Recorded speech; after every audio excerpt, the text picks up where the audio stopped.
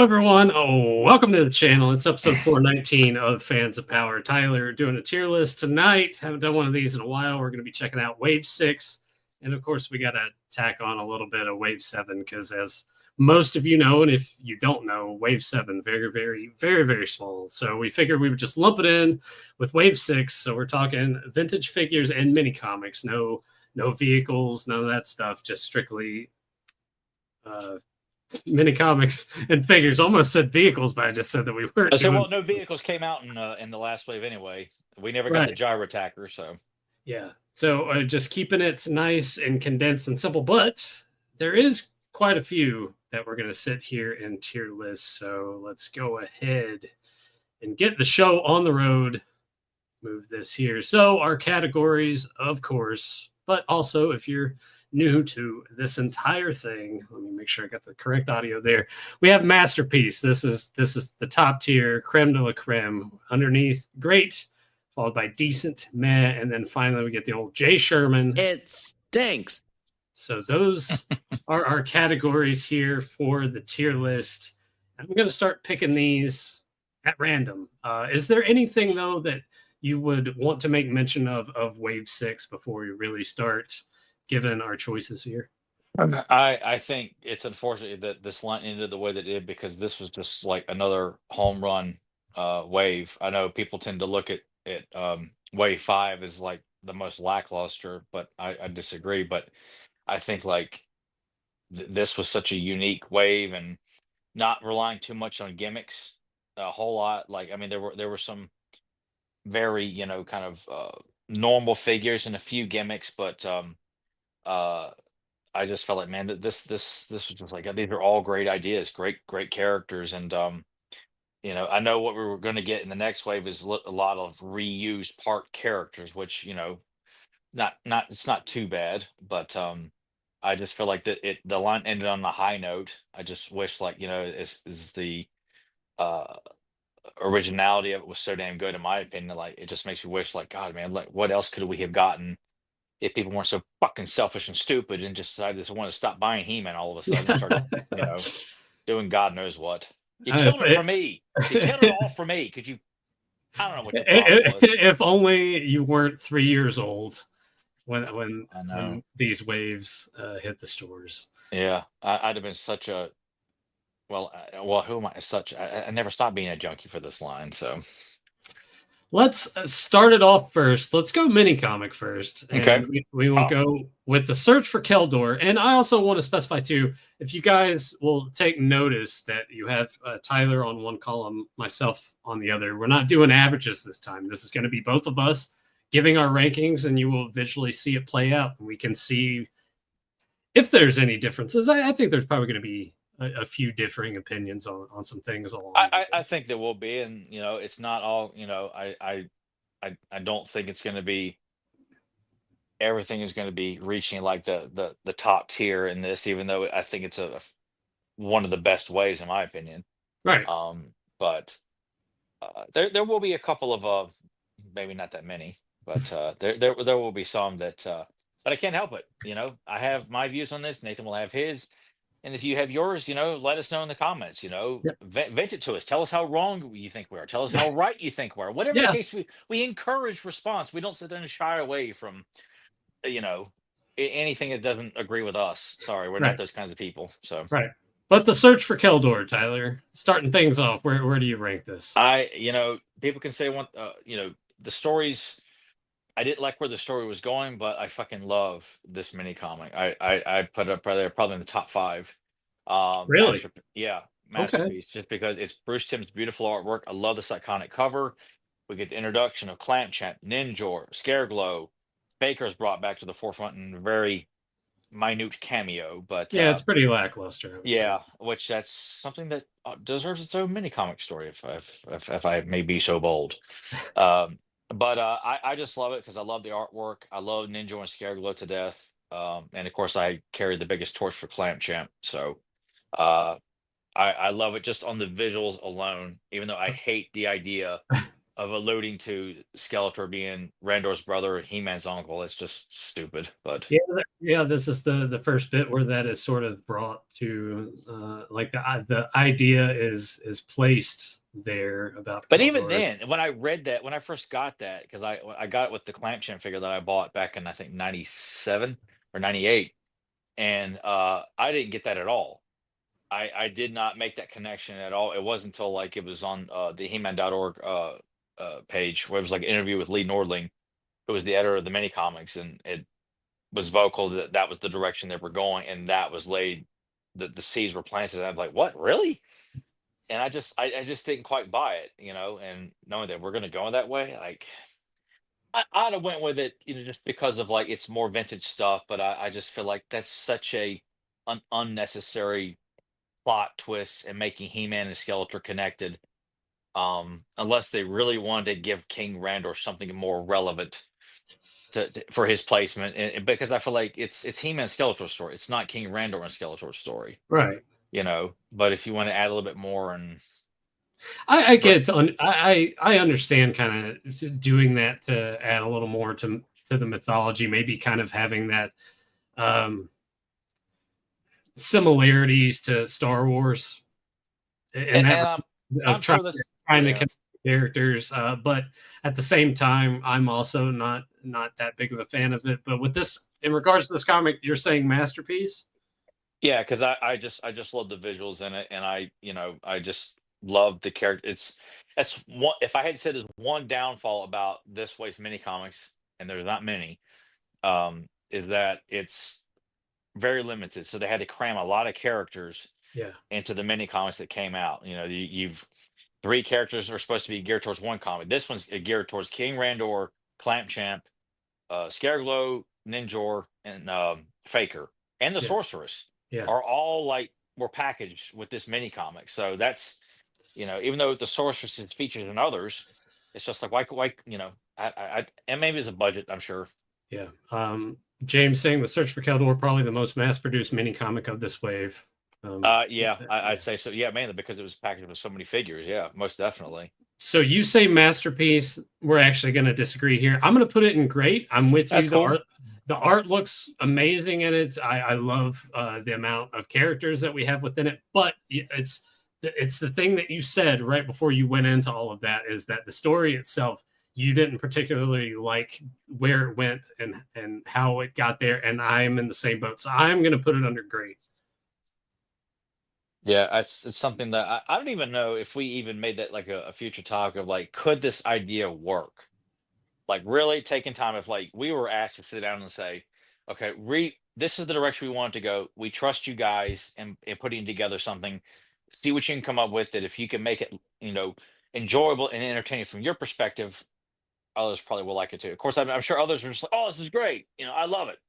But I just feel like it's such a cliche thing to do. Like you need to make sense of like what that would entail story Right. wise. Like, what's the snowball effect going to be from this? Is it going to make it more personal between He-Man and Skeletor? I'm like, it just seems kind of like you're. It doesn't have the punch of like you're my father. It just doesn't. So when you Right. say your villain is your uncle, like you're like, okay, well, we still got to kick his ass. So Yeah, I mean, I think we've all had that uncle in our life that is sort of cast aside from the rest of the yeah. family. So I But guess even maybe then, relatable in that sense. but then you think what was done with the shitty bios and all the shitty mini comics in trying to paint this picture of like, I'll tell you this right now. If you and I were going to do this for fun, it would not be, oh, because Keldor's blue skinned and all the Turnians are racist. Like, that's just so fucking lame and unoriginal and just dog shit. Mhm. It's a pile of dog shit and horse shit mushed together. So thank you, Scott. I agree. I mean, well, I don't want to. I don't want to dabble in that too much because I think that's something we could save for Yeah, a I'm just later saying, show. like, yeah, I just kind of, elaborate on like your opinion of that because yeah, the story's just like, I just the visuals is what makes it so memorable for me. I, there's a softball here. Snake Face. Oh, great figure. Um, I've often kind of struggled with the fact that if he can turn people to stone, like he's unbeatable. Like unless you're constantly putting a reflection in front of him, like God, he could take over everybody. Unless you're telling me that King Hiss and Skeletor are so powerful they're immune to something like that.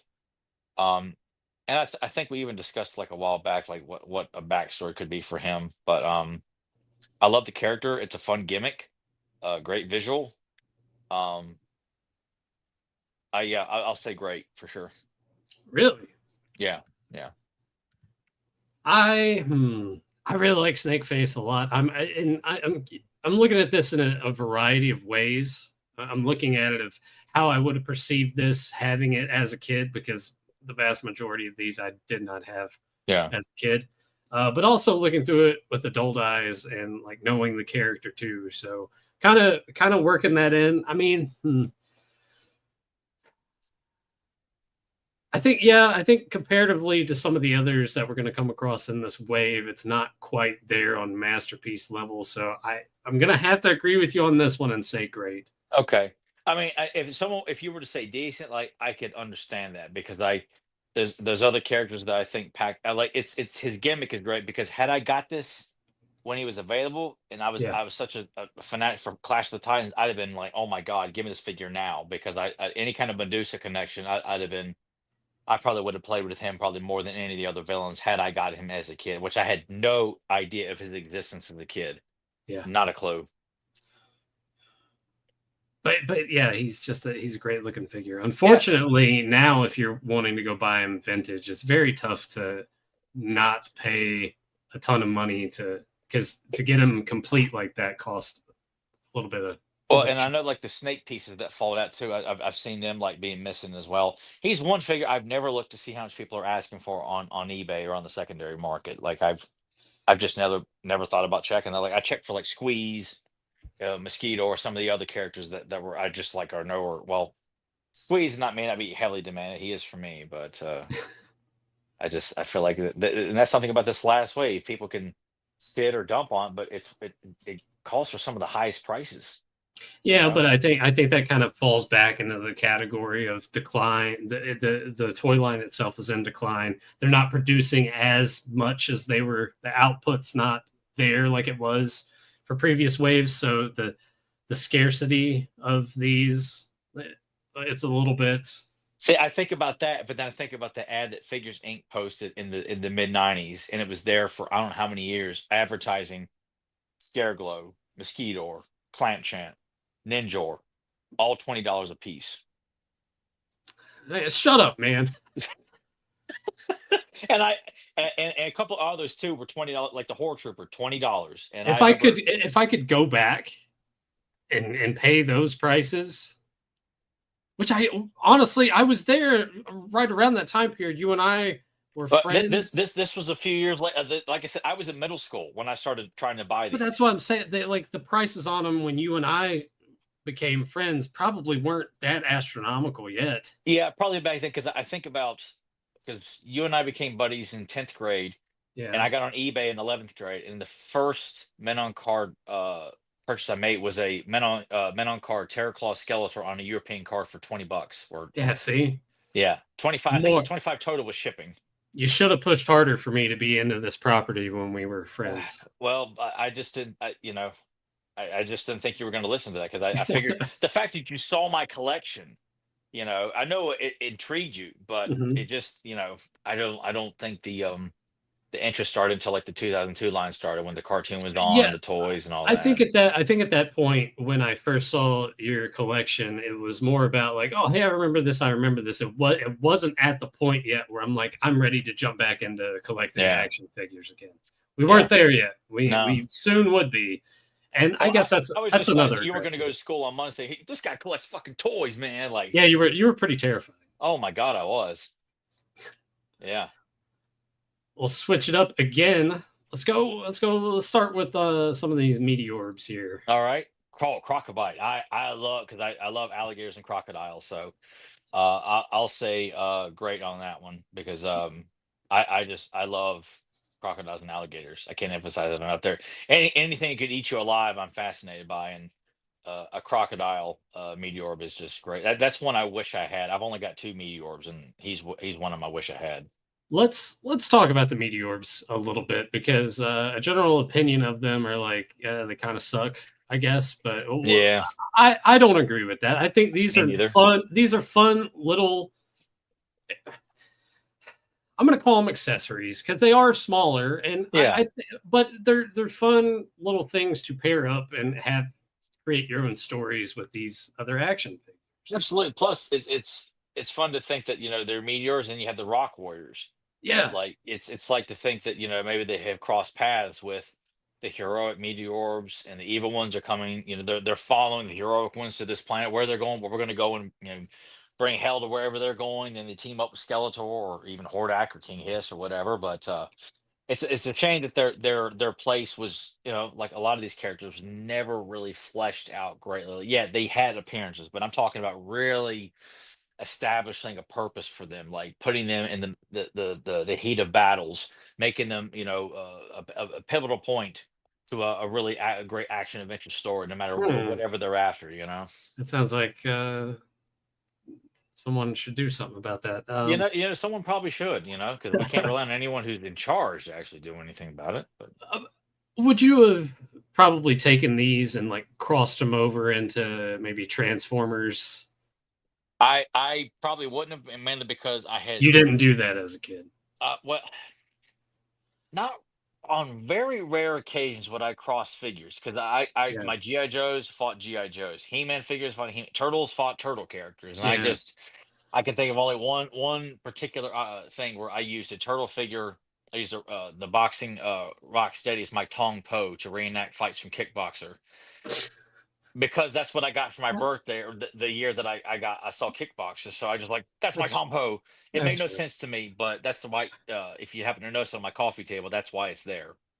I was actually thinking about that. What was it, Tuesday when I was Yeah, over there and we were yeah, watching Lady Avenger together. That yeah, I was like, why does he just have this random ass turtle yeah. figure I on his bought that on coffee table? eBay a couple years back, because that was a figure I play with a lot, because I pretended that was my Tong Po. So, and I don't remember who was my Kurt Sloan, who was my Van Damme. I cannot remember, but it wasn't another turtle figure. So, Yeah. but Uh, I probably wouldn't have crossed with Transformers, because I didn't have, except maybe two Transformers growing up. and that's the beautiful thing about the meteorbs. You don't have to have a PhD No, to no. Even me and Nathan can transform these things. So yeah, yeah. Maybe me more so than you. I think when it I comes to Transformers, I'm just a tad bit smarter than you in oh terms of. I wouldn't argue that. I'm dumb as fuck when it comes to Transformers. It's So frustrating. Crocobite, you Yeah. said great. Yeah, I like him a lot. I think out of the bunch, Crocobite's probably one of my favorite. Like I put Crocobite a little bit higher up above the others, so I will also go with great. I'm gonna have to end up making some of these like pretty tiny. Really, really small. Yeah. Yeah, so we can fit everything in here as we go along. Moving on. All right, I think Oh, Ninjor. masterpiece. Yeah, I'm gonna have to go with Absolutely. masterpiece Yeah. as well. Though we gotta say like the hood and like I guess we'll call it the gi. Yeah. It got most Should have kids worn my probably Ninja tank top. Damn it. Didn't think about didn't doing take that. good care of that, so it's kind of tough to find him Like, with that where on and he's not. it's like clean and not torn around the eyepiece and all that. But Yeah. why people think a ninja does not belong in He-Man? Like, I'm sorry, you think it belongs everywhere else? Why the fuck can't He-Man have a ninja from another dimension? I mean, we got a cowboy here. Why not? Why We not got have a a ninja? cow. Well, yeah, like, I don't understand. Like, if you're okay with Jitsu, master of martial arts, why can't we have Ninja? You Absolutely. know? But plus the image of like Skeletor standing on his throne and having Ninjor like standing next to him or behind him with his arms crossed, like he's just ready to like take out anyone who's back talk Skeletor. Like it's just such a great visual. Yeah. I mean, unlike the Search for Keldor, where he shows up and it's like, "Oh, how did we get here?" And Skeletor's like, "Yeah, bow to me." And like, "Oh yeah, okay, okay." Yeah, Cowering it's that quickly. yeah, it's just like, well, you got so many pages to get this shit done and I get him in the yeah, battle, you know. But that's not believe me, if I had my way, I would not introduce Scareglow and Ninja. In fact, I probably would even have Scareglow as like his own individual villain. Like yeah, maybe he temporarily serves Skeletor, but it's like, you know what, I'm out of here and I'm gonna do my own thing. I agree. Masterpiece. Color scheme's great. I Yes. mean, ninjas Love the dragon logo with the sword. absolutely. Ninjas are always welcome in any sort of realm of Absolutely, whatever dude. that I'm into. Even if you think that it wouldn't fit, it's like, oh, this is a western. Throw a ninja in there. Why Yeah, not? I'm sorry. If you can buy David Carradine Kung Fu, you know, hanging out in the Wild West, like why can't a ninja hang out with barbarians and swords and sorcery? Ah, fuck. Uh, yeah. Let's get this out of the way. Um, Cosmic Key, Oh, uh, it stinks. Evil Cloud. That's all you need to know. Ugh, It's six it's pages of bullshit. it's a piece of shit. Yeah, maybe that's where the guy who writes the current Origin comics got his inspiration. 6 pages, I can do that. It could be the only instincts we have. We shall see. But Cosmic Key, we probably should have just did that first and got it out of the way. To be Yeah, honest, yeah, and I hate saying anything from the movie sucks, but it sucks balls, man. It's just fucking terrible and lazy. go up here. Laser Power He Man from Wave 7 here. Yeah, I like the laser figures. I do. I think Skeletor's a bit better than He-Man though. Um, I would agree with that. yeah. Also, But before someone asks, yes, got the different which heads. yeah, but the vintage head sculpt looks more it fits the overall look, which you know people like to say that laser powered He-Man and laser lights, which they do, seem like they're kind of precursors to new adventures of He-Man. Um, it would have been a fun concept to have seen explored in the mythology, and unfortunately, we didn't get that. Maybe they did over in the UK, maybe some of the German stuff, but I have never heard of any kind of expansion of that purpose and presence of those weapons and powers in the mythology. Um,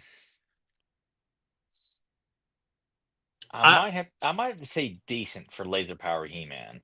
I'm Like, gonna I'm gonna go with meh on him okay, just because honestly I think this is a figure that if I would have gotten it I would have been like, all right, the gimmick's kind of cool, but this is one that I don't think would have been incorporated while I'm playing with the well, figures. I probably would use it a lot because I would have loved and I didn't argue as long as He-Man had a sword.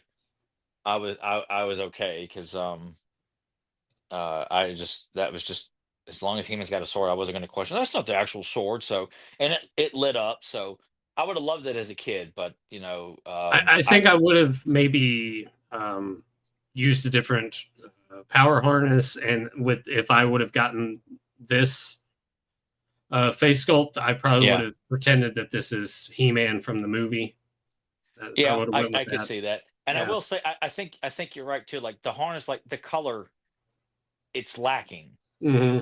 It doesn't have a punch to it whereas Laser Light Skeletor, he has a very wonderful color scheme. This is a very you It's know what, pretty.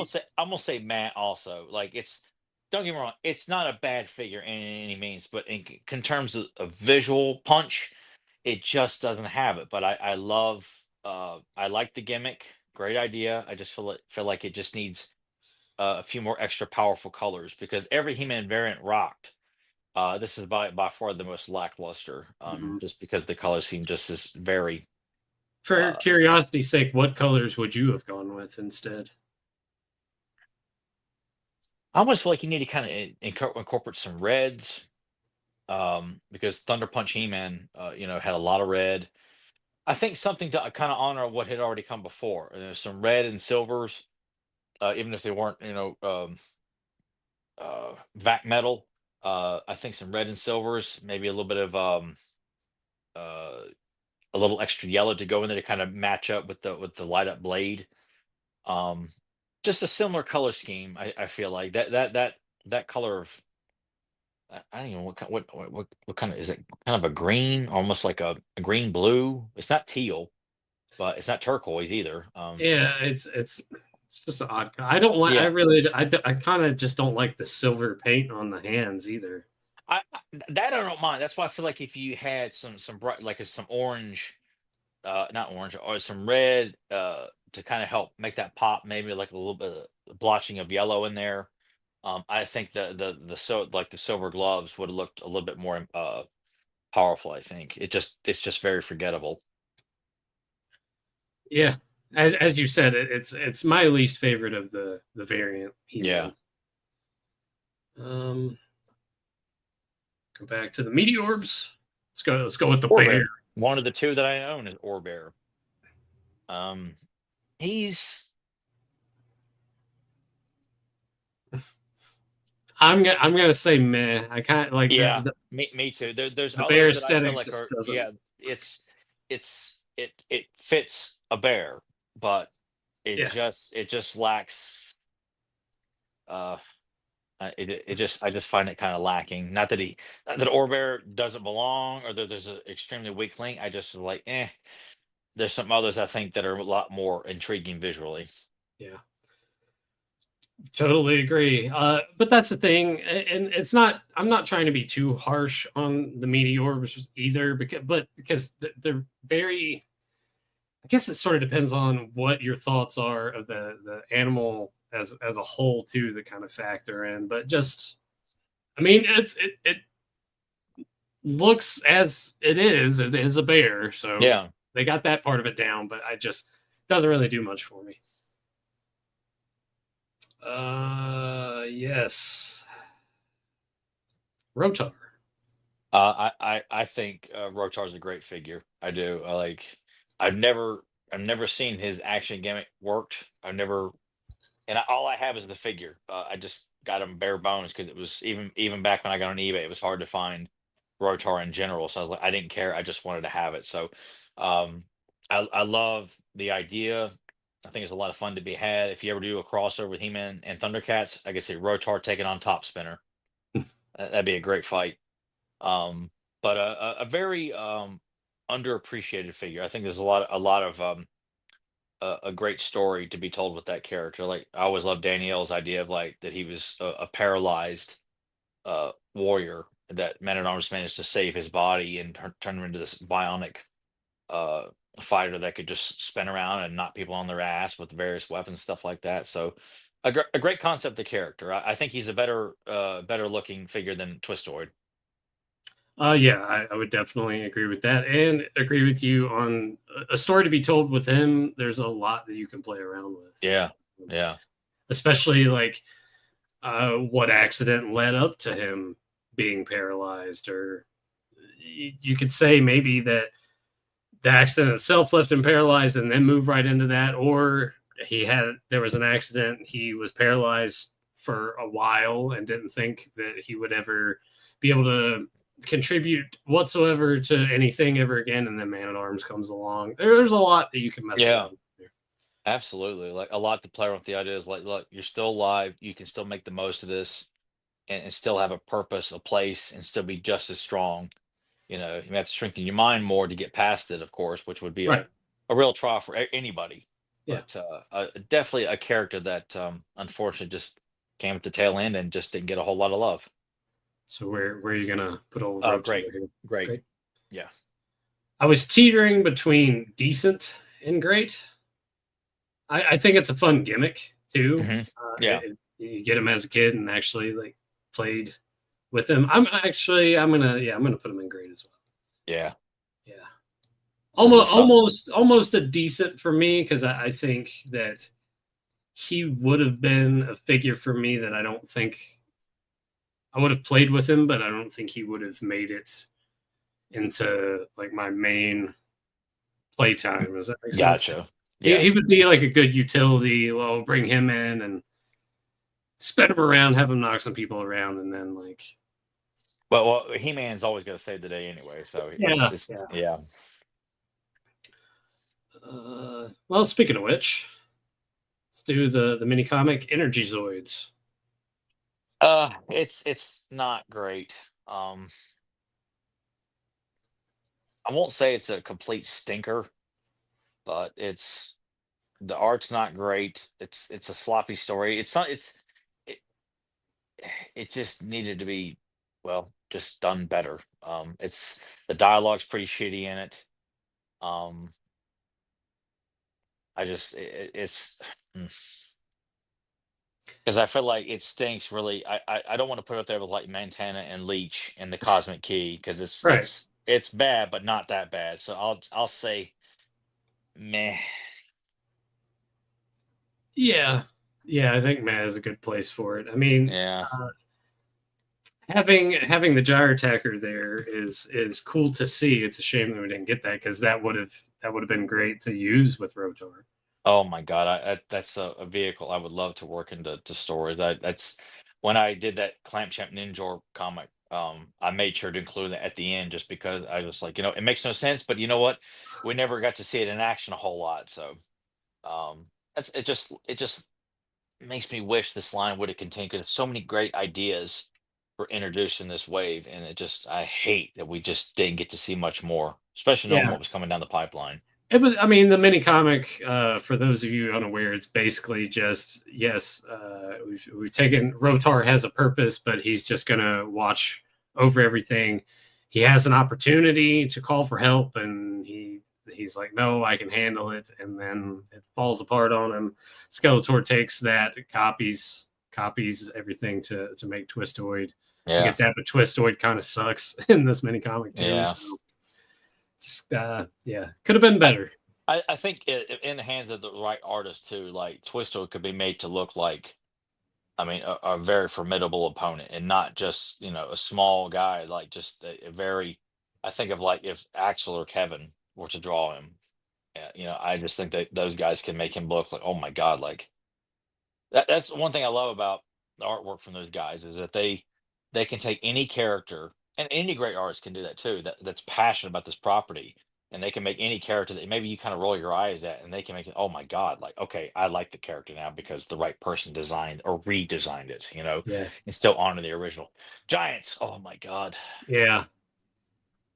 I just the idea of getting these, excuse me. Oh man, Pizza House. Just the idea of having these and scaling them with the vintage figures and just mm, I like the Giants a I lot. Are they masterpiece level? That's a little tough. I think I'm gonna say no and put Megator in great. Maybe, but I'm kind of torn because it's I am too because we obviously never got to own them, and I wasn't aware of them until I was a teenager or in my early to late teens. Um, I mean, I you could love have the been con. like James and found them at a flea market for $5 in 1996. Well, and you can also bugger off, James. Uh, um, God, man. Well, you know what? I got the T Rex for like $5 or $10 at a flea market too. So, well, the second time around. Um, God, I swear. Well, you know what, James? I'm glad you were able to do that for $5. I'm just pissing on your hush puppies, man. Um, God, I wish I could get them for $5. Yeah, I that would set have up. been awesome to get I'd settle Megatron for for $5. $100. I'd pay $100 right now, no problem. Yeah, probably, but at the same time too, I'm glad that these were released in classics, so at least Yeah, we at least get them got there. a version of it. Yeah, I had no idea James even had that. And I So got my Megatour at Big Lots for yeah, ten $10. bucks. Yeah. Yeah, so suck it, James. Um, I don't know, This just is because I love the concept of the giant so I much do because too. that's another idea that I wish we got to see fleshed out. So I hesitate to put it in great because I just felt like there was so much potential of seeing, like when they mentioned the land of the giants and the powers of Grayskull, the legend begins mini comic, like, oh my God, like it's a land. It's not just Megator and Titus. That's just the two we got in line. Yeah. It's hard. It's trying to imagine what other giants are out there. Um, You know what? I'm gonna say masterpiece, just because I just think it's associated with the hero storyline, something that I was so desperately wanting to know more about and still do. So I think just because of where he was going to be in the mythology, I'm going to put him in masterpiece. Hmm. Teetering between it. Like I said. Man. James, I'll give you $5 for it. Well, he sold it in 2000 for $200. Well, fuck you. um, damn. Um, yeah, I gotta say masterpiece just because of the scale of the things too. Yeah, and it's a great simple game. He kicks, but he comes with this giant, ball and chain. Like Yeah. a ball and chain accessory is always awesome. Like seeing him in Um, action, like other artists like illustrating him like swinging that mat and just like destroying everything around him. You know. yeah. Yeah, there's a lot you can do with that. Yeah. It's like Megator going up against some of the vehicles too, and just taking that and smashing them, and then Yeah. yeah, Tigor. I like Tigor. I'd probably put him in great. I think is a great. I think the Tiger Stripes is kind of because there's a little bit more to it in terms of color design. yeah. But that's not the bear's fault. He doesn't come with stripes. But I think Tigor looks. I like Tigor. I just do. I'm gonna go decent. Okay.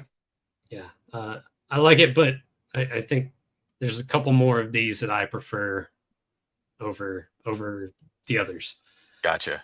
I think if they would have dashed in, and we'll kind of see this in some of the other meteorbs that we get to, probably would have helped Orbear a lot too if they would have dashed in like a couple of colors instead of just having one or two. If they would have done three, like with Tigor here, if they would have done it just a dash of something else, like maybe like a brighter yellow Yeah. Yeah. dash, I just to I kind of think make it pop a little more. I mean these are meteors that transform into animals, so I think you can get away with. You can, but Even though their purpose with these was to make him look as authentic to art to animals as possible. yeah, So yeah.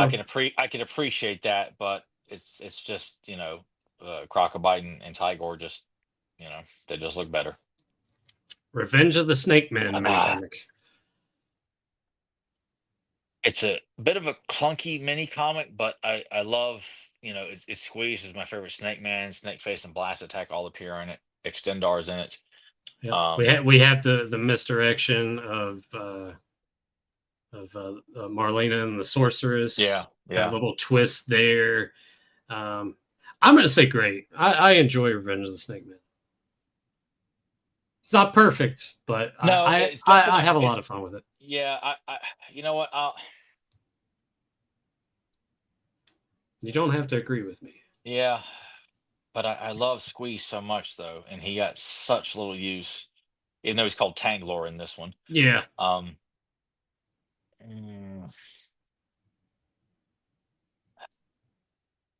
because it some of the stinks. I knew it. no, no, I'm gonna say decent. It's Decent. decent. Yeah, Okay. yeah. Yep. Tyler's first decent is on the board. Well, all right. So we're getting all this stuff here. Tyler, write the Man, Megator mini. if I'm getting James's blessing to do that, man, I would love to do that. I believe me, there's something that's something I thought about a lot and I've even attempted on a couple of occasions of writing what that story would like the hero story, like what the second mini comic would be like, the two that we never got. Or even I had this idea of like opening up with like it's just panels heroes talking to King Hiss, and it's just panel after panel, just close-ups with their face just talking about the fight that's going to take place. And the next page over, you see King Hiss with all of the dinosaurs and the giants and the snake men on his side. So you're made to think that it's just Hero just standing there looking at King Hiss and all of these. And you cut the next page over, it's Hero. You've got Gigantosaur, you got Turbodactyl, Bionatops, Eldor, and all these other characters like just sitting there silent and letting the two leaders talk about, do we really want to do this? Are we really gonna have this big fight? I just thought it'd be a great opening before all hell breaks loose over the three towers of Eternia. You know, at some point, but I'm getting And ahead of myself here. well, and that's kind of an overlying arc between a good chunk of the mini comics from this wave is them like talking about or showing Yeah, the three towers of yeah, Eternia. and I just feel like it's barely explained, and to know that Hordak and King has helped build this, like, just to picture what this alliance with Hero and the Protectors of Eternia, like, we're making a treaty here, and to show that we're going to work together, we're going to build these three towers, and this will be our symbol of saying we're all united, like the Viper Tower and Gray Skull Tower, the Central Tower, like we're all in together, like the ram the track encapsulates everything there, Yeah.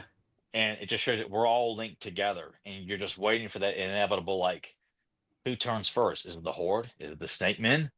Is it both at the same time? Or do they turn on each other and decide whoever wins this fight can take out, Hero? And then it's like, you know what? Fuck this. This is too Hmm. much problems. This treaty means nothing. Sink the damn towers.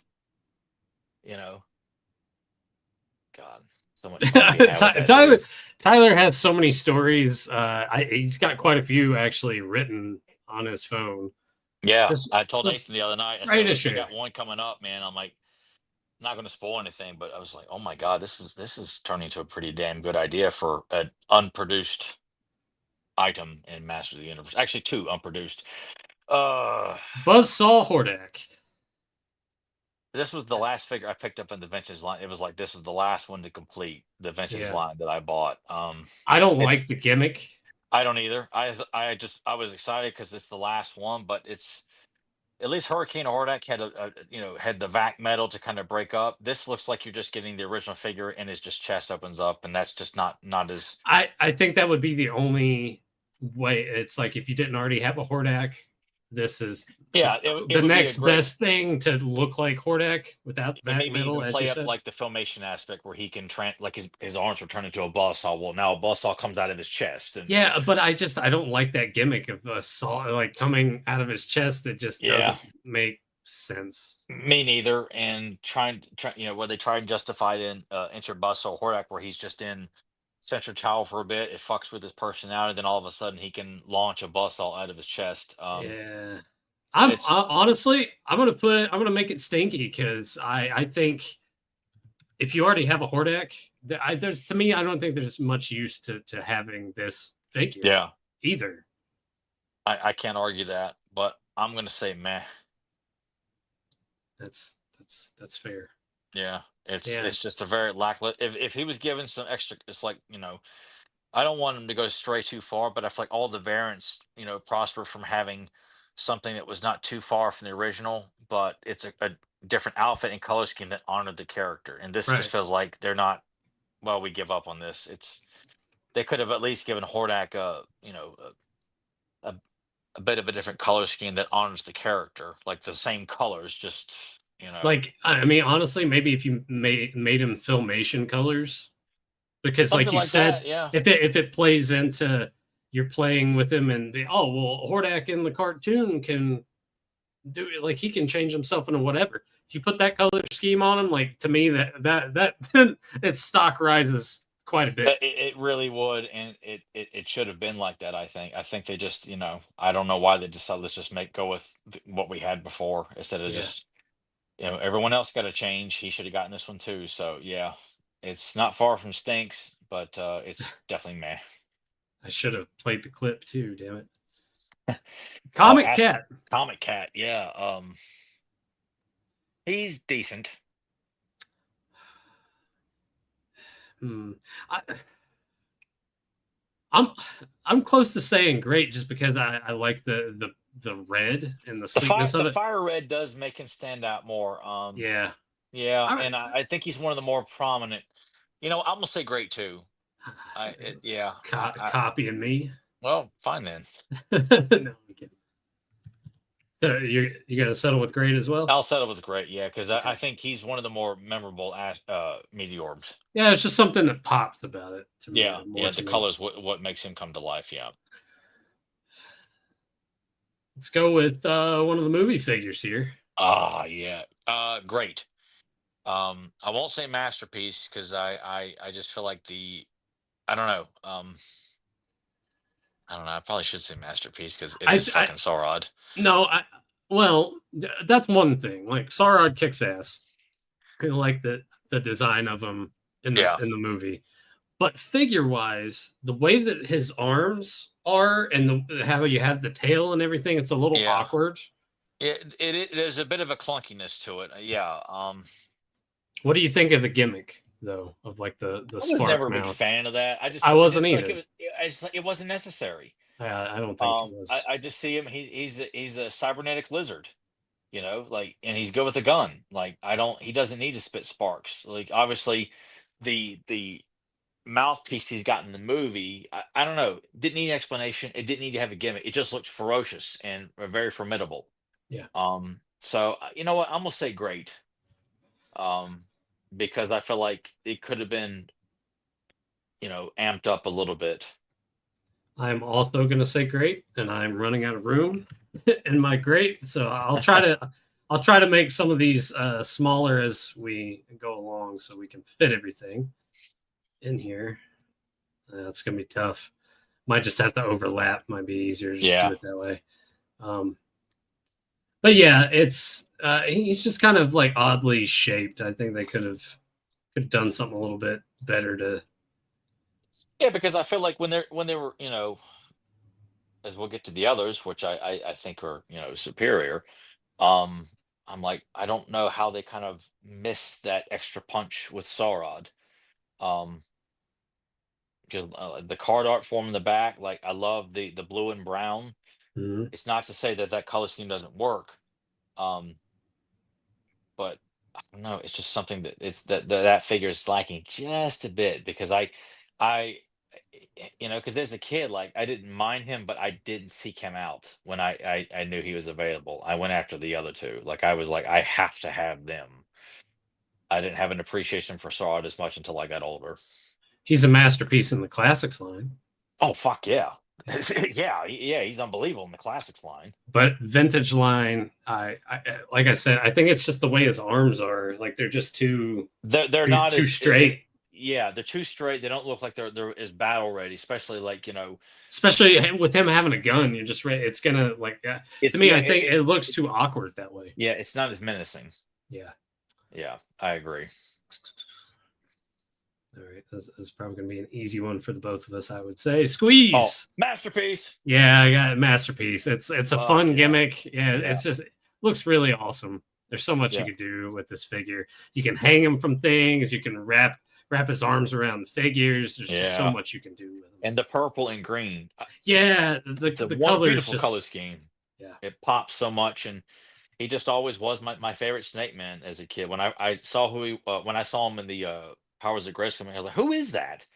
And that was my only introduction to the character. Just the two panels he's featured in, or three panels, and I was always fascinated with who this character was, and I wouldn't find out for many years later who the hell he was.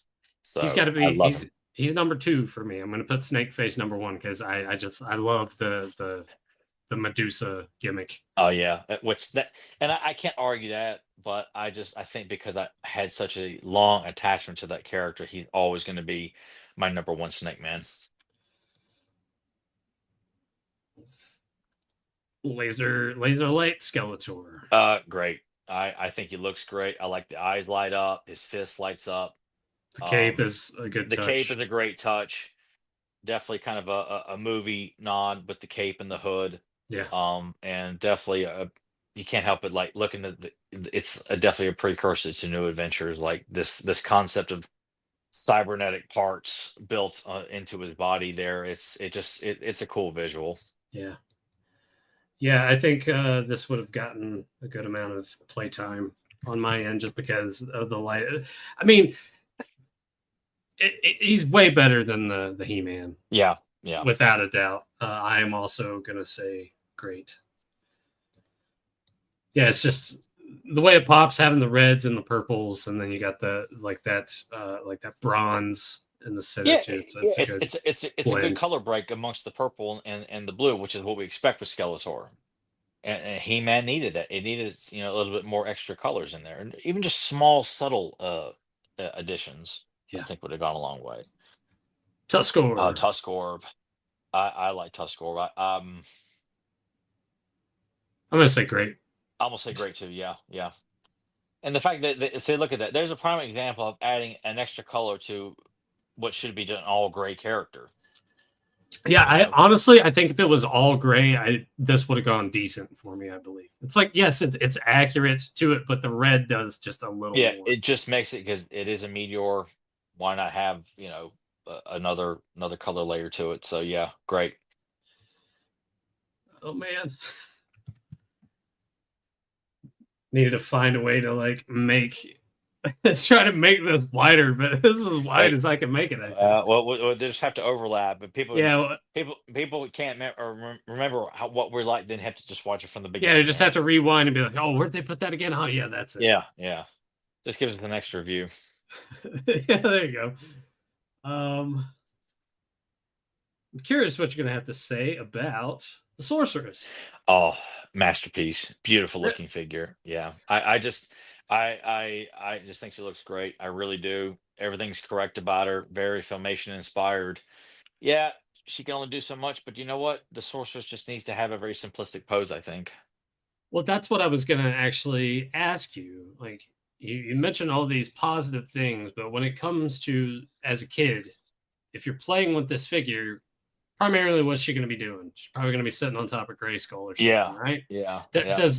does that take it away from Masterpiece at all for you? Because I'm gonna say great. I think I'm in agreement with you. She looks fantastic, but I'm looking at also playability of it as well. And I'm like, I'm not really going to do much with her. She's going to be I sitting on top of the castle, and that's about the extent of I, it. I think because if I had her and I saw her once in daycare, and that's why I had no idea. Oh my God, there's a sorceress figure. Um, she would have been used a lot because I would have had her being captured by Skeletor a lot. That's fair. So she would have gotten a lot of play use, like Skeletor capturing her staff. Yeah, I had a lot of playtime with the sorceress for sure. Yeah, no, kind of got me almost second guessing myself a little bit because I love the fact how accurate Mm, she she's is. she's perfect.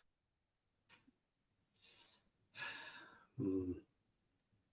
Yeah, yeah. I'll teeter into masterpiece though it's a very slim into But I, masterpiece. and I get your argument on that though. Like I can't disagree with that. I just look at it from my perspective. Like yeah, she would have been there, standing over Grayskull. Helping. Warding off anybody Skeletor gets in, he's going to capture her, and then He-Man's going to go in there, and much like the live Yeah. action movie. Right. So I Right. definitely would have been trying to because at that time frame, I was trying to reenact the movie as best I could. So if I had the sorceress, fuck yeah, man, I'd have been it would have been just extra gold. Powers of Grayskull. The Oh, legend begins. fucking masterpiece and a half. If you want to get the other parts of the story, it was properly done, of course. As By Captain many Jerkoff. many of you guys know. I'm kidding. Yeah. I just want to emphasize again what a snake oil salesman routine that was to tell everybody at San Diego, hey, by the way, we're going to finish the story that you were supposed to get back in the 80s. And we'll start off by me redoing the first story in my own fucking idea. Yeah. I love the Just, cliff. I love the cliffhanger ending to this. It's a shame oh, we didn't get the other two parts, but I love how it ends on a cliffhanger. yeah. I love everything that's involved here. Like the story, you could probably tweak a couple things about it, but I think this is probably the best mini See, comic the in this fact that way. you said that makes me want to discuss this with you. Yeah, And I want you to say that things you say you would tweak because I'd be very interested to know and would give you and me an opportunity to really flesh out where we think this story was going to go. Obviously, it was going to explain who Hero was. hmm And I dare say, like, would the third one wrap up with He-Man meeting Hero, or is it strictly like it's a solo hero story that would, because I'm thinking like, okay, this all right, this book came out with the first two dinosaurs, but if book two came out, would it have been with Hero and Eldor and other characters that were Powers of Grayskull related? Would it have come out with another like Gigantosaur? Had Gigantosaur been greenlit and came out, would the second mini comic come with him? and other dinosaurs that came out that year, or Yeah. but God, yeah, it's just it's heartbreaking that like this is the direction they were going in, and like fuck, man, it was so cool with dinosaurs with weapons built into their bodies, no techno virus horse shit. It's just there. It's unexplained, and who cares? I don't need to know why the T-Rex has a drone that pops out of his belly and he's got a shoulder gun. I don't need to have that explained to me. Yeah. Just like everything else in He-Man, I don't need to have it explained to me. Fucking idiot.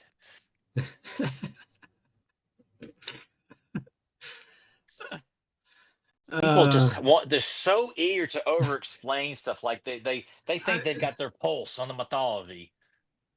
It yeah. just I mean, it's fine to a degree to explain some stuff, but a few things, yes, but I yeah, feel but like so much stuff is just like, no, every little detail you don't have to be like, well, this is where this came from, and this and this and this. It's like, no, you can. That's why the imagination's a good thing, especially if you're making something that's targeted towards kids. Let them fill those holes in with their brain and their imagination. absolutely. I feel like some of the stuff just, yeah, few and far between. Like having where Skeletor comes from, another dimension, and he was partners with Hordak. You know what? That's good enough. We don't need to go any further than that. Yeah. That's why we don't need to have like, who was his mother and father? Did he have any Hmm. brothers and sisters? Like, no, I don't give a fuck. I'm also going to put this in masterpiece. As I said before, I think this is probably my favorite of Mm, the mini comics yeah, overall it's hard. in Right this up there with wave. Flash of Arms and Hordak.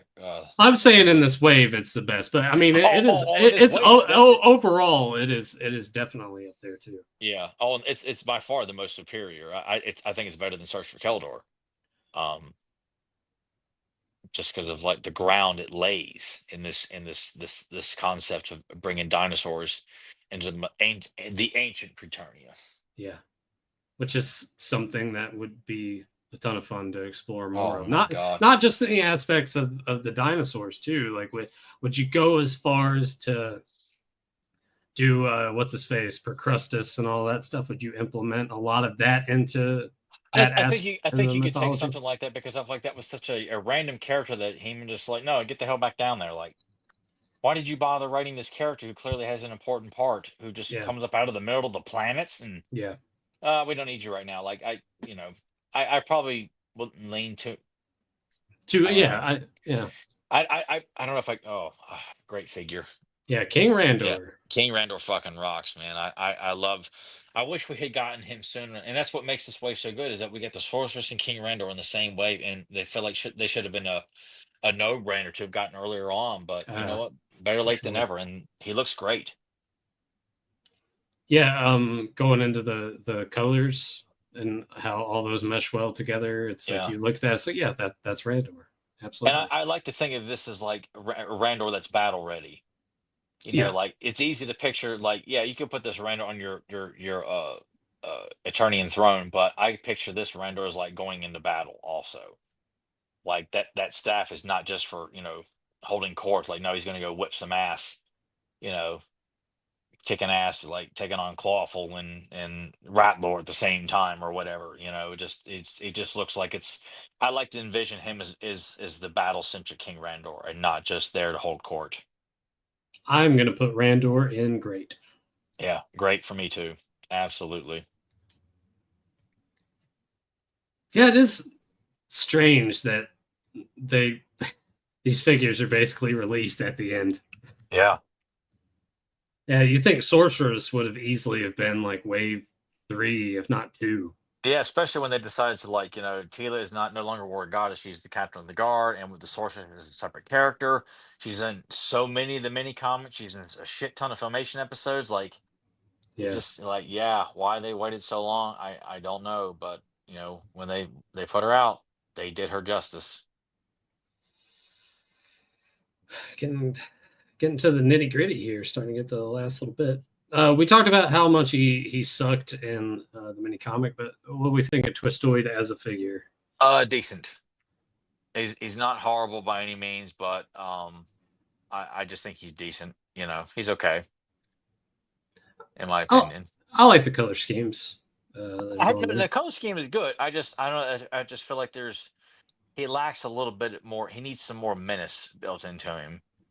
Um, I'm not sure what you could amp up, maybe a more aggressive look in his face or something like that. But I just feel like he needs a little bit more aggression in his look. More ruthless aggression. Yeah, yeah. Um, yeah, I'm kind of with you and leaning more towards decent because like Rotar is different because I think if I would have played with Rotar, I would have used him against Evil Warriors. With Twistoid as much, I don't think I would have used him I when I had everyone else, if that makes sense. if I had an entire collection, because I was happy to get any He-Man figure I could get my hands on. I would have played with him, but if I had, a lot more of the heavy hitters that I didn't have, he probably would have gotten a little bit less play time. I'm looking at who we got left. I'm like, I want to do that one now. No, I think I'll save Oh, Gorilla, it. Yeah, badass Gorilla. too. Great, great one. Yeah, absolutely. Very, very. And one of the few that stands upright. So I think he's Yeah, awesome. this is true. Yeah, I think the counterpart to this will think differently. I'm gonna say great as well. yeah. And we'll just start overlapping here. Okay.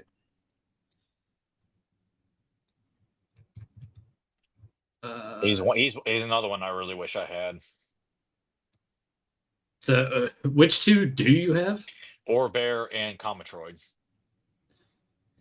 Why haven't you gone about getting the others? Just too expensive, or you just no interest, or I think I'm overall? trying to. Because you were saying today you were retired. Do you not want to get the rest of the meteorbs? I guess because when I've gone and looked, I'm like, God, man, like for such little things, people are asking a lot of money now, and um, it doesn't bother me that I don't have all of them. I would Mhm. like to have all of them. I guess I just haven't gotten motivated enough. But I don't know, maybe something I need to think about. Get you back in the game. A little bit because I'm outside of the foreign release stuff. Because I've only got two pieces of that. It's gotten so out of control in terms of like, man, the prices for some of the stuff is just it just feels like I gotta give up paying utilities, to purchase some of this stuff that I'm like, I love to have the tower tools. I'd love to have all the meteorbs. The giants are pretty much out of reach, Yeah. you know. It could be done. I just would have to just take my sweet ass time with it, and it's not something that, I haven't even bothered to look at how much people are asking for meteors. I might even do that real quick while we're All right. just for the sake Yeah. of like this discussion here, not to sit there and have No. oh, Really. Yeah. Look them up. Our next choice here will be Gwildor, but go ahead and masterpiece. look. Gwildor, one of the few vintage that I did have as a kid, and I loved him. So I'm also going to say masterpiece for Gwildor. Yeah, I sought him out, and I was thrilled to have him because I loved Goldor in the movie. Still love Goldor. I love his place in the mythology. And he still could be used wonderfully in the mythology going forward. Cosmic As Key this, mini comic sucks ass, but he's a great yeah, figure. he's a great looking figure, lots of detail, and I didn't mind the cosmic key looking the way that it did. It was like I just accepted that's the cosmic key. It spins around. Go, I'm Yeah. good. You know, Here. meteors aren't too terribly bad here. Like they're Okay. like $30 a piece, There forty you go. dollars. So yeah, these are within reach. I can do this. I feel like things have gotten better for me financially over the years where you know what I don't look at this as like, oh my god. So yeah, this is a lot more easier than I thought. I can spend $40 a piece over a period of time. So okay, cool. All right. Tyler's back in it. I'm back in it. Back in the game. Game. Yeah, play a little bit of airborne there. Yeah. Oh boy. Yeah, man. We're getting towards the end of this. Enter Buzzsaw Hordak mini comic. I just because Bruce Timm did the artwork, it's great. This introduces Mosquitor, and to me Mhm. that's the highlight of the story. Um, more Three Towers action, not much, but it's some. Uh, just Dragstore because getting a little time to shine as well. Dragster gets used in it, King Randor. Uh, so I'll say great. You know, if the story was a bit better, because Buster Ordak shows up at the tail end of it. It's not like it's Hmm. a, but obviously it was this what it was used for. It's like we need to get this toy over, so emphasize enter Buster Hordak. But Bruce Timm's one of the best artists of the line, so just because of that, it makes it great.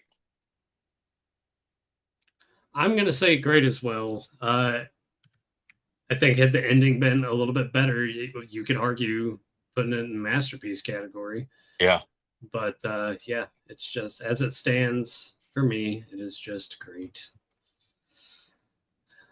Let's finish. Yeah, let's finish off the Meteorbs. We'll just knock the rest of those guys out. All right. Rhino Orb. Oh, I Rhinos are badass, so I'm gonna say Yeah, great. I'm Yeah, gonna great. say yeah, I'm gonna say great as well. I'm sorry, but even though he's solid color, it's a fucking rhino, man. Rhinos are just Yeah, cool. yeah, yeah.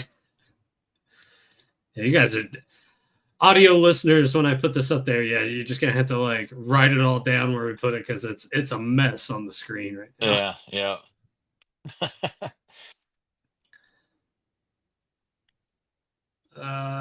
Sorry, I'm trying to find there. Here we go. Like Astroline or Comatroid's next. Oh, Dino. Oh. I Mm, I I'm gonna say masterpiece with I Dino. am too. Yeah. Yeah, it's like And evil Brontosaurus, man. It's just yeah. I, Yeah, I fuck love I yeah. love the two tone a little bit The lighter. purple and maroon. Yeah, Yeah.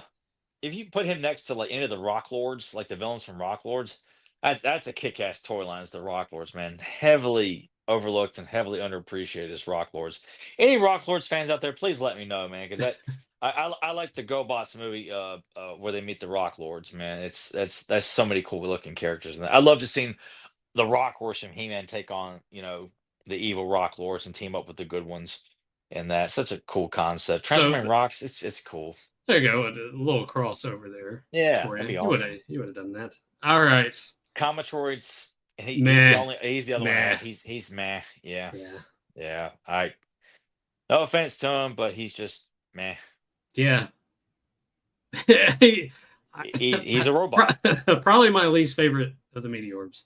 Yeah, If I'm being honest. I won't say him and Orbit are bad, but they just don't have that visual. But if they were written right, I probably would like them, even more written. Because I look at Orbear as a good one, and I think Comatroid was like the leader of the heroic meteors, if I remember correctly. That sucks. I don't like I was that. gonna say I I don't had the like that. poster on this Astrolion. Oh, great. I like Astrolion. He kicks ass. I'm gonna say decent. Okay. I got to put him there with the tiger for me. Oh man, it's just a lot of greats, dude. Yeah, a lot of greats. Yep. But let's try to change that here. Skidor, Oh, masterpiece. masterpiece, fucking masterpiece, dude. Yeah. Such a unbelievable concept. The blood Yep. pumping action, great visual. I love his arms, are posed just right for punching and gunfights. I love the legs.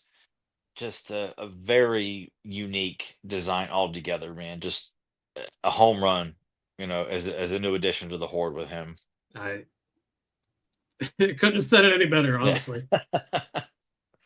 I mean, Very, just very well, menacing looking. yeah, and just the blood chest piece was a nice touch. Seeing that, and when I got that in hand, and like, oh my god, this is really fucking cool. You know? Masterpiece, Yeah. Chris Masters. Down the last few figures here, we will go with Blast Attack. Blast Attack. Great gimmick. Love the gimmick. And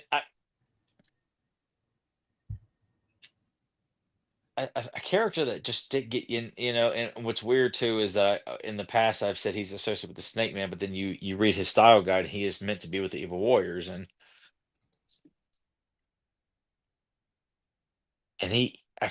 I love the character. I think if his color scheme is because he almost looks kind of heroic. His Yeah, color scheme doesn't really say he's a bad guy. right. Like he looks like the color scheme's very, heroic looking. I could see him side by side with Roboto. I honestly think he would work better as a hero. Yeah. Um You could have it to where um, when he explodes, it might not necessarily be that of what you think of a normal explosion. He could separate and like blow up, but it could be more of like a stun, or he could set himself to different phases. which Or that's how I always took the character, not like he splits apart and fights you, like he blows up in your face to take out opponents. Like hmm, he is a suicide bomber, yeah, so to speak. That's his purpose is, when it gets to be too much, like, all right, I've taken as many people as I can. All right, don't, it's doomsday for everybody around me. So, which is not a heroic quality. that's true. So I guess Yeah. maybe when they were thinking about that, it's like, you know what? Yeah, we can't make him a hero for Yeah. something like that. But he is such a great underused character, though. But I feel like you know, unless the Evil Warriors or the Snake Man wanted to constantly take the time to gather up the pieces off the battlefield and put them back together and over again. Um, As a playing with this figure as a kid, though, it's got to be pretty oh, fun. when I got him in hand too, he's another one I bought for $20, Okay. and just like having James, how the much did you pay for him he's like at your I flea don't have market? he's like I don't have him. But when you got this figure for $20, Oh yeah, like just putting having a hand and having the igniter and just watching them, snap apart. Like it was such a cool thing. And like God, I'd have had a field day with this figure as a kid. yeah. And Honestly, this is gonna be weird. I'm gonna put him in masterpiece. I think he's a lot of fun.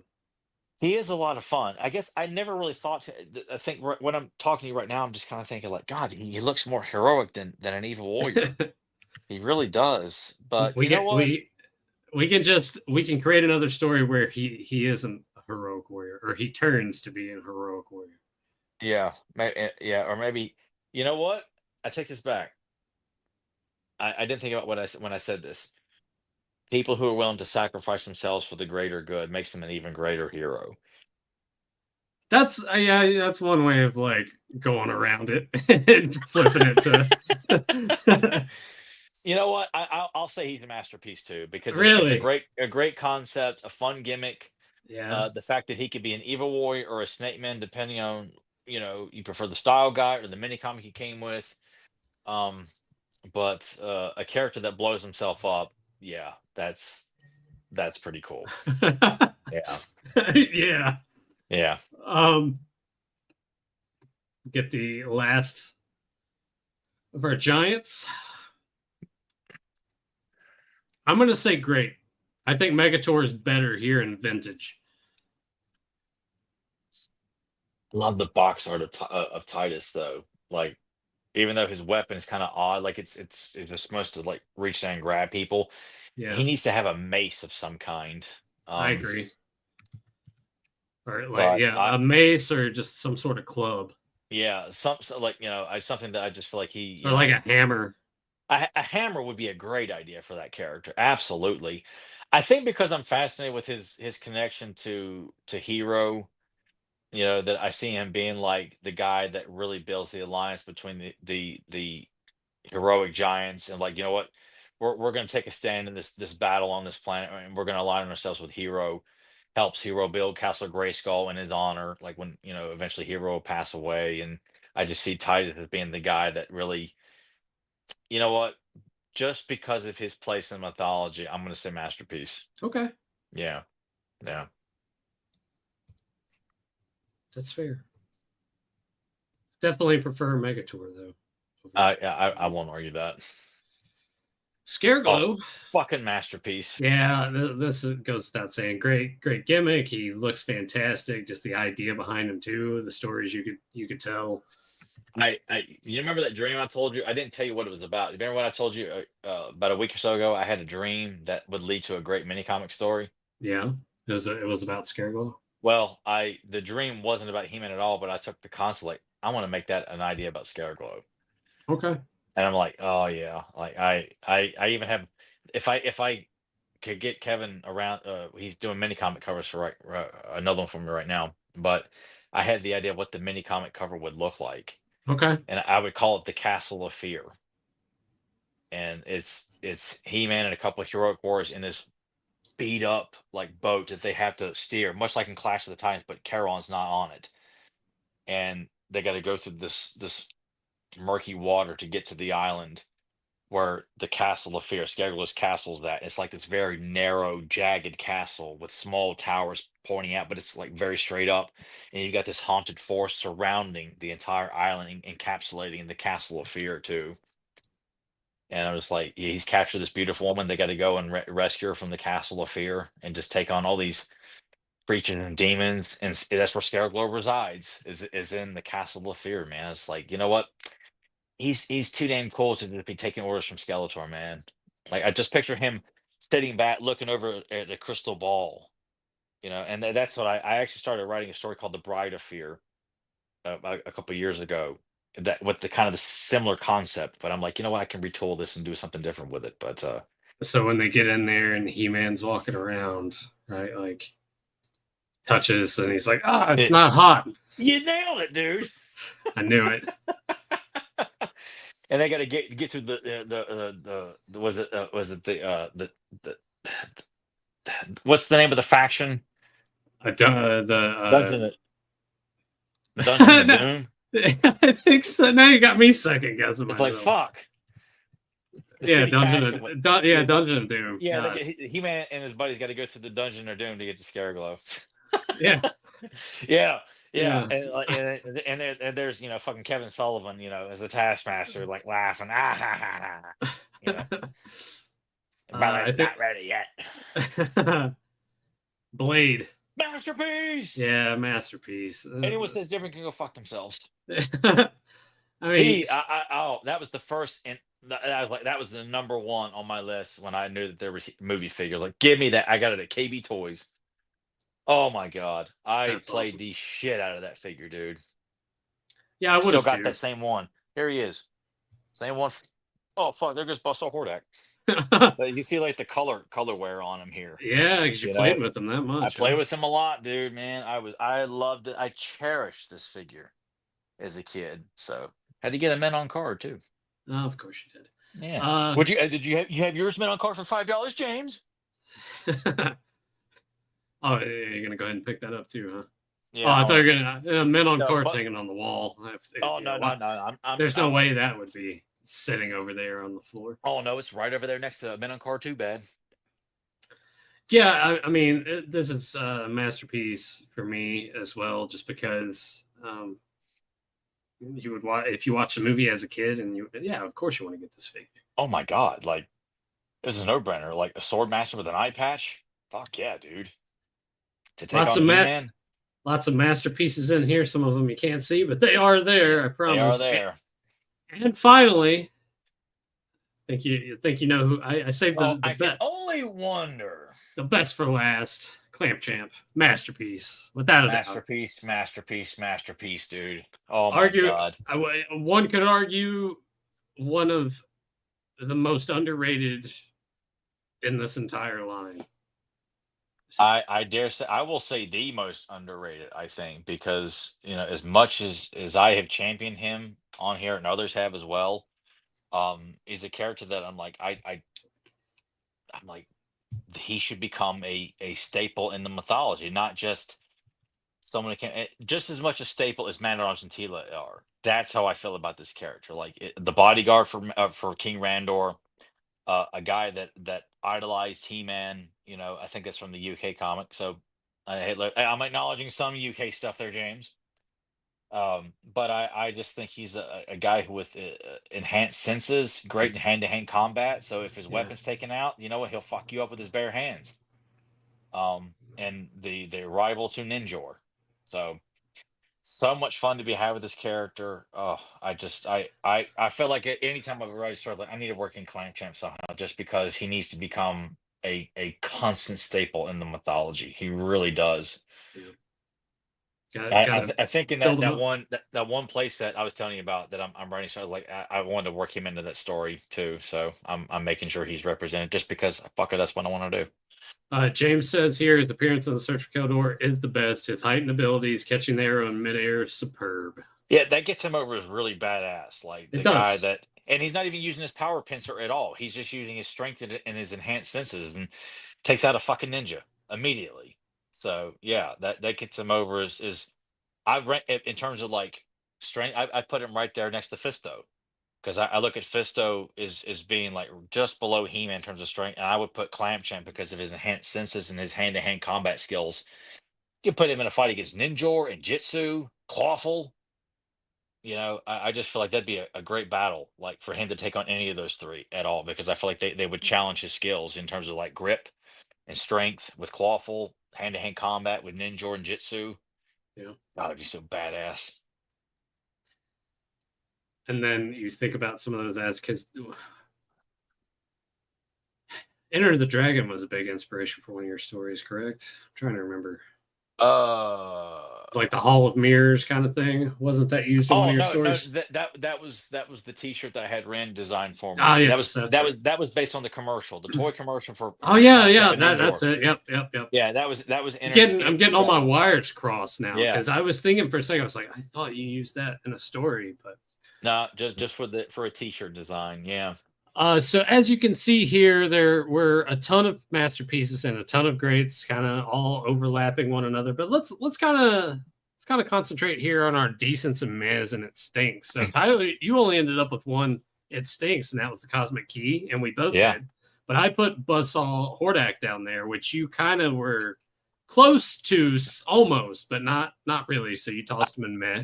Yeah, man, just because it is the traditional Hordak design, which is unbeatable. So just because of that, I'm like, I can't say he stinks, because I love the vintage look of Hordak, but just the gimmick to purchase another Hordak figure just has a pop open chest. It's just not. It's the gimmick stinks, but the figure does not. If that makes sense. Yeah, Like, I just feel like it. If you're gonna do that kind of lazy gimmick, you need to give me more bang for the buck in terms of like color scheme and the weapons. It should have included different weapons. Oh absolutely. fuck. Well, sorry, sorry about that, guys. Mantisaur fell off the shelf here Oh no. and fell down on the Burger King cups. Oh no, And broke it. Blade fell down too. Where the hell Blade go? Well, you know what? I'm not going to do that Yeah, Billy Jack bullshit that yeah, always. yeah. Yeah, yeah. Um, We don't do that on here. uh, Laser Power He-Man, we both put in man because we both agreed if you would have splashed in some extra colors in there, it would have added a little more to him. Yeah, Put him up there on Skeletor's level. Orbear also in man because a little too plain Jane for our taste compared to the other Meteorbs. yeah. Energy Zoids we put on there because the story overall just wasn't up to snuff. And the art's not great either. It's Yeah. not horrible, but it's not great either. So Comatroid, going back to the same aspect of Orbear, is just not compared to the other Meteorbs, definitely at the bottom.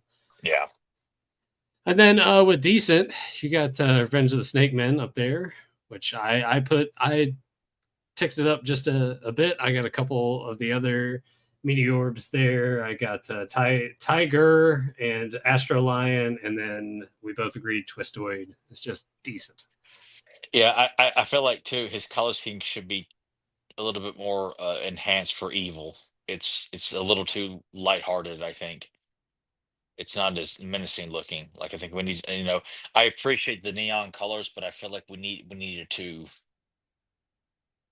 I like, don't get me wrong, I like Twistoid. He has his place in the mythology, but I think if we're breaking it down like this, I think if his color scheme was a little darkened, Yeah.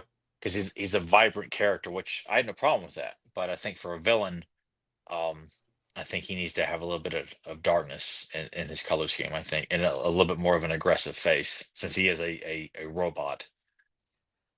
I think the biggest surprise of this whole thing to me, and we both agreed on it, is putting Blast Attack in Oh yeah, Masterpiece. yeah. Because I've never really he's there. He's a great character, but I don't seek him out. I don't think of him as when I think of this way, I think of Clamp Champ, the movie figures, Scareglow and Ninjor, and the Sorceress, like always come to mind. Blast Attack. Um, wait, we're missing one. Are we? Yeah, Who am I missing? Baker. I thought Faker was in. He came out in the first wave, and then he was reissued in the last wave. That's the one I got was the one that came out with this wave. All right, fine. Give me a second to get an image Wah, here. wah, wah, Actually, wah. you know what? I'm not going to put the image because I think I know where it's going to either land in Masterpiece or Great. We got that filled up enough already. So Well, he's gonna be a masterpiece for me. So yeah, Masterpiece Faker for me as well. because I got him at KB. No, actually got him at actually with the KB Toys in West Virginia, and I think that's where I first saw Clamp Champ for the first time was on the back of the card art. Even though he's in the mini comic, I had to remember the mini comic, so I have that attachment to Faker as well as like that was my introduction to who Clamp Champ was. So, um, but just a great Fake. color scheme.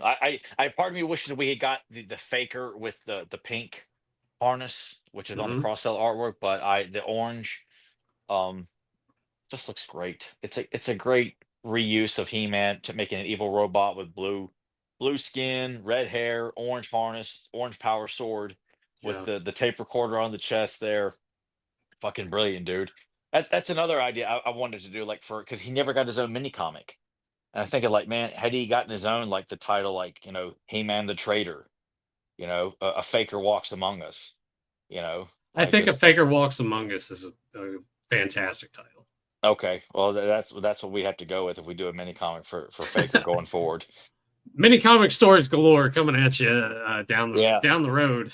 I really hope people like those, man, because I just feel like it just feels like the time was right to just make that, not every week, of course, because that becomes boring and oversaturation. But given that the mythology is not given any justice with current media, like I think we Well, owe and it to just our bringing justice to a lot of those characters that you got in the vintage line, but they didn't really get to showcase much in mini comic form yeah. too. Yeah, it's a great way to add more to them.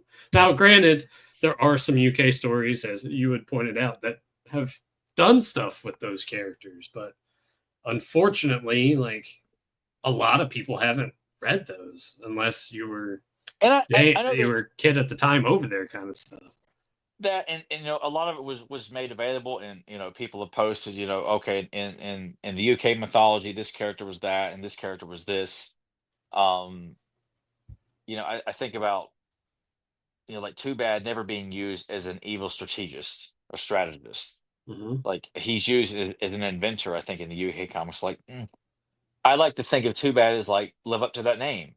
Like you look at the style guide, like Too Bad is played up as someone that Skeletor sees as that could threaten his power because of how smart Too Bad is. Like, yeah, argues and bickers because you get two heads thinking that their idea is better than the other, but they're formidable because they're intelligent. And Too Bad has never been displayed as intelligent in the Mm-hmm. mini comics and filmation. Even that one UK anime we read where he comes up with like that bomb on a tank he just looks very filmation-esque and just like, you know what? I feel like devices like that should be come up by like Trapjaw or something like that. I like to envision Too Bad is always sitting at the council table with Skeletor, offering advice about the latest game. Look, we've come across this. If we apply this weapon to this idea, we might be able to take Point Dread or something. Just like constantly like sitting there and like Skeletor's right hand man in terms of planning and scheming. Like Beastman is his most loyal henchman, always there to the death, to the end, whatever. But Too Bad, I just see as someone who's not there trying to usurp Skeletor, much like how Evelyn is. Mm-hmm. Too Bad is there. It's just like we could use this to our advantage, Skeletor. Like someone that thinks on the same level as him I just like just picturing them at the council table, just too bad as Skeletor contemplating, thinking out a particular plan. They've got a certain rare element. What can we do with this? What can we make using this? You know? Yeah, and you could even toss in a bit of dialogue where Too Bad suggests something and Skeletor says, "Oh, you know what? That's a great idea. I never thought about that." And Too Bad could say, "Well, that, as the saying goes, two heads are better than one," or something. Yeah, Yeah, like something like that. yeah, And then I could also see, and I'd love to play this up as like kind of a planting a seed. It's like Skeletor is like, you know what? That's a great idea. I'm gonna steal your idea. And he's like, it's all yours, Skeletor. Always being complacent, like letting Skeletor think he came up with these ideas. Even though Skeletor's extremely intelligent, cunning, you're not gonna get over him. But the idea in his mind, thinking like, you know what? I will continue to build Skeletor up. He's taking our ideas, and we have no problem with that. Let him think that we have no problem coming up with ideas he could never come up with just down the road to maybe like put in like the end all be all plan to thinking like, you know what? We've let him believe that we're super loyal to him. He's used all ideas. He's failed at all of them. But you know what? We wouldn't fail if we were the ones using those ideas. Make it look like Skeletor did this idea. It didn't quite work, but we didn't do it, and we know how it would work. You yeah. know, Yeah, just I mean, it's a good take on the character to kind of give you a different direction as opposed to how Too Bad's been presented before. Just your typical like like buffoony, like we're gonna fight with the amongst ourselves kind of stuff. So I, to and I would probably use that as the way that what the plan's working, but then they can't get along, and that's what fucks the plan up. right, Obviously evil has to lose in the end there, but I would really build it up as like, what, this is actually working. And plus from a formidable standpoint, he looks very imposing. Like two beings meshed into one, taking on two warriors on each side. Something like that. yeah, It's like how Squeeze can take on 2 or 3 guys at once because of his extension of his arms. Like to picture Too Bad, taking on Clamp Champ and Fisto on one side, and Man at Arms and Mossman on the other. Get him over is like not only is he really intelligent, but the guy is a tactician in battle. If he's smart and he's that big, he ought to be great in battle. yeah, Not just "Durr," yeah, And I yeah, say that about all the evil warriors, all the horsemen, all the saint men. I don't feel like you don't need dummies. These guys are badass on their own to decide, well, we're going to make this one stupid just because, well, wouldn't it be funny? Like, no, no, it wouldn't be funny. They're too badass. I don't want to see badass be stupid. I don't want to see badass be dumbass. I yeah. just don't want to see it. Not in this property, and not in any of the '80s properties. All the villains were great looking. Right, but at the same time, you probably do have to have some of them be at the bottom of the pecking order. Well, well, Not necessarily make it to where they're stupid, but someone's gonna have to be at the bottom of well, the that's horse. why I put Beastman as the most loyal. But because he has been Skeletor's whipping boy, a lot of times he will take the blunt of the abuse when Skeletor's pissed off, but he's there to the end. He has his moments, and I would never paint him as dim-witted because the episode Prince Adam No More is a masterpiece depicting the character. And that's the way I feel like the character should always be used. He's not seen as Skeletor's most intelligent warrior. He's just the most loyal and will fight anybody. Um, and I would kind of put him in that regard because I would put Too Bad and Evil Lyn up there in terms of like the most intelligent, and probably Cobra Khan as well, maybe even Clawful. But I feel like, yeah, you're right. There needs to be a pecking order because not everybody can be top dog. But I just look at what all of these evil warriors like bring to the table, all the unique skills. Some of them are just strictly muscle. Some of them are a little bit more strong, like Cobra Khan. He's very cunning, can put you to sleep. Webster's an escape artist. You got strong arm. Like he gets this massive, metal fist, and just, I mean, he's a muscle. He's a brute muscle. Like you wouldn't go to strong arm for like your latest idea for a scheme. He's just there Right. is very strong, imposing, hired muscle. But like Whiplash, you know, very formidable opponent, big muscle. Not someone you're gonna. I just feel like there's a lot of room to have many levels. You know, Merman controls the fucking the creature of the sea. Like he ought to be up there on your on your high ranks of in terms of, you know, not everything. You can't bring all your sea creatures on land, but you know anything that involves the water, you go to fucking Merman for that, dude. Right.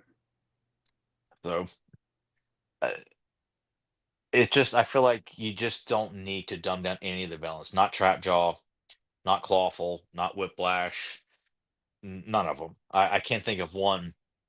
Uh, Even the Snake Man. I don't think the visual looking at all the Snake Men. It makes no sense to treat them as idiots or have them just be brutish and dumb. Yeah.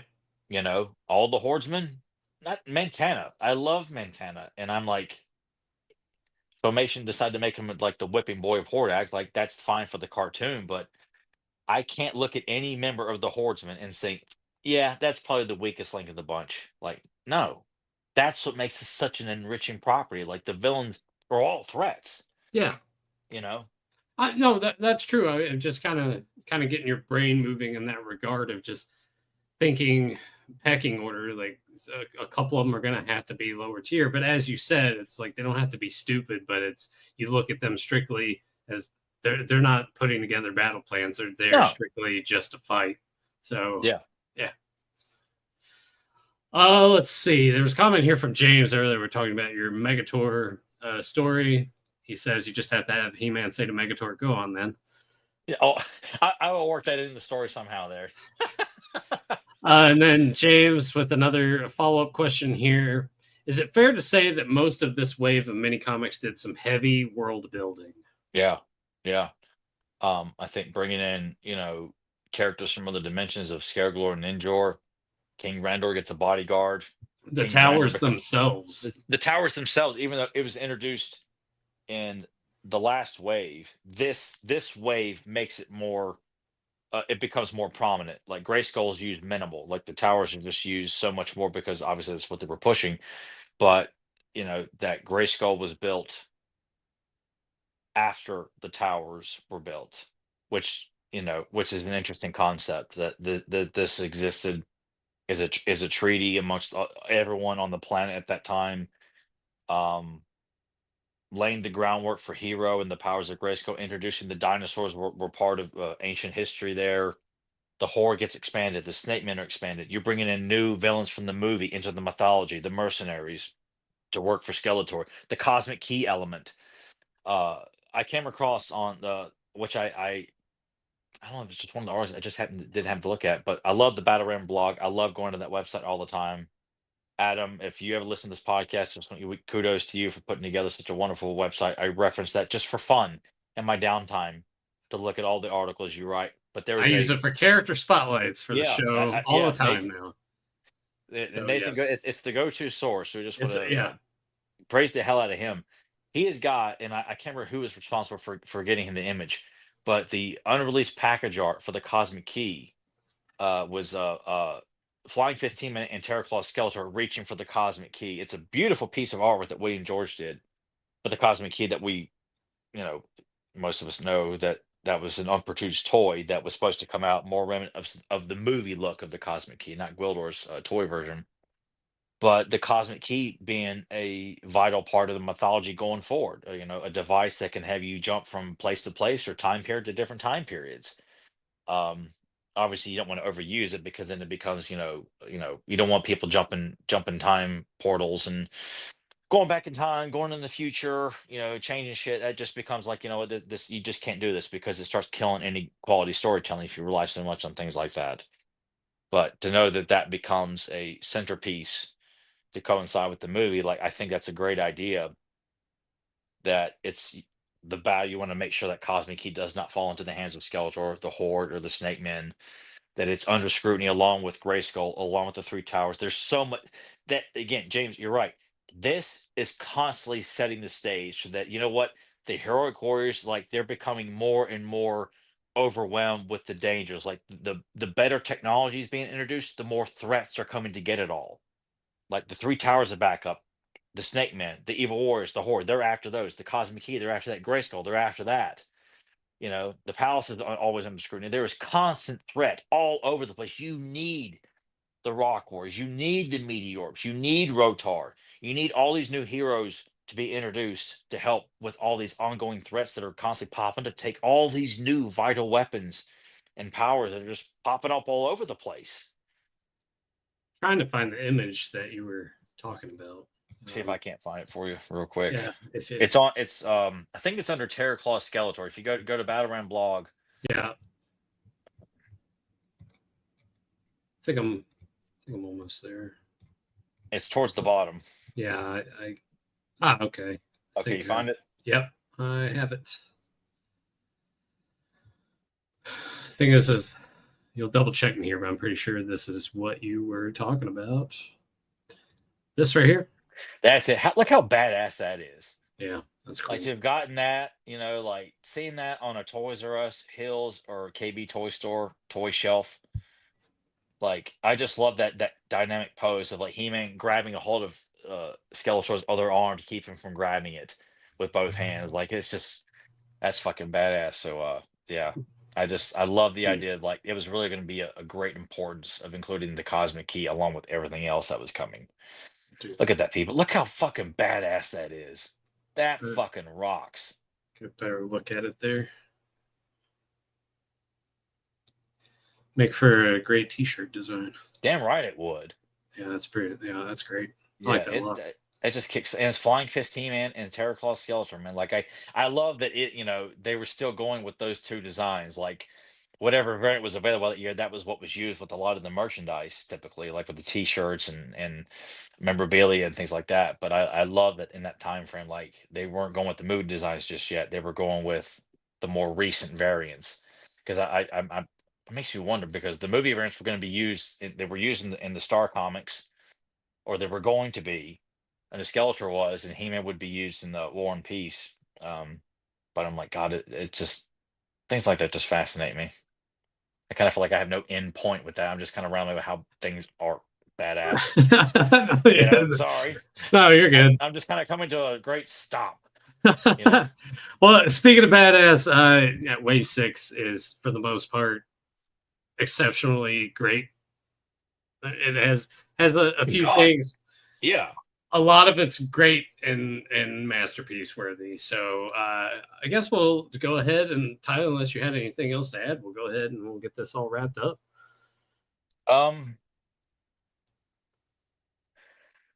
It was a blast doing this. It really was, and as I knew it would be, because everything we do is just we're always so pumped to do these topics going forward, and we got a lot of fun topics we're planning ahead, from episode breakdowns, more mini comic stories. Kumite. We got another Kumite. We've actually let me just play. Let me play the audio. Yeah, we got another one of those coming up. Yeah, just to get you hyped up. Yeah. But yeah, I'm sorry, I'm just texting here. We do it, just not just one thing, but yeah, we're planning a bunch of stuff going forward, like to kind of give you an idea, like keep you tuned in. Like we have more mini comic stories we're planning to do, episode breakdowns. One we haven't done at all, another one we haven't done in a long fucking time. Mm-hmm. And amongst other stuff too, we got other topics that are not He-Man related that we're looking forward to doing as well. From movies to wrestling to cartoons. Yeah, there's gonna be some more wrestling coming up. Not on this channel. Go. Actually, Tyler, it's a great segue. Check the links down below. Go subscribe to Serial Geek TV, but also subscribe to the Dump Bin. That's where you will find the Spinner Rack. It's where you'll find some wrestling discussion. I mean, if you like wrestling, I flipped through a WCW magazine a couple of weeks back. So if you haven't checked that out, make sure you go and do that. But we got a lot of good stuff coming down the road. So I hope everyone enjoyed this. If you haven't done so already, like this episode, comment down below. I think Tyler said something about Rock Lords and shit earlier. So comment about that if you like. Yeah, I'll just touching on that too. Like, I that's another heavily, maybe that's something you and I could do like a tier list on, is discussing the Rock Lords, toy line. Like I wanted to do like a tier list of Thundercats, Silverhawks, Turtles, Brave Star, Bionic 6, but also like giving some love to a lot of these other cartoons that we've touched on in the past. want to do more for, do more Thundercats, discussions, Turtles discussions, Silverhawks, more. Oh, I told Nathan like another Brave Star episode that I would love to cover on the channel. Like that'll be coming in the pipeline somewhere in the near future. Um, but and also we encourage, you guys have anything out there you'd love to hear our thoughts on, throw it out to us. We'll add it to our list of things to do.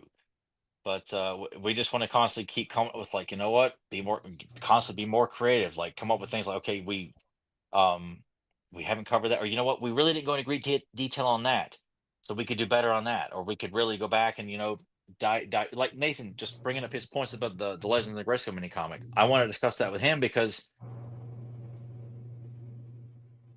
was that did you play something? No, I didn't play anything. It sounded like you went bone or something like that. No. Okay, I don't know what the hell that was. He must be hearing stuff. Okay, I thought I heard something on your other end, but it's just it's intoxicating coming up with new ideas going forward here. It really is, people. Like it's so much fun to think about like the possibilities going forward.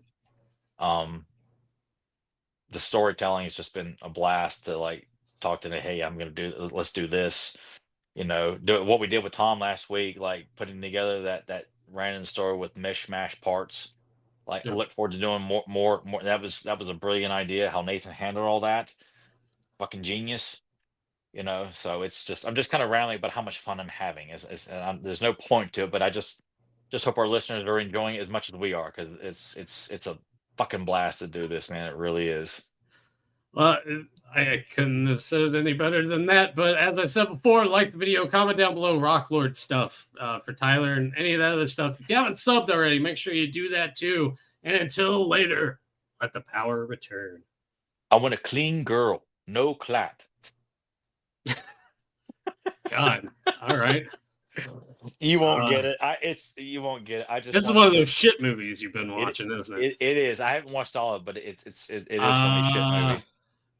Oh man, you haven't watched all of it, so my first guess was going to be that that 2 hour long one that you told me I need to watch. Oh, Wild Man. No, it's not in that, but that's funny as hell though.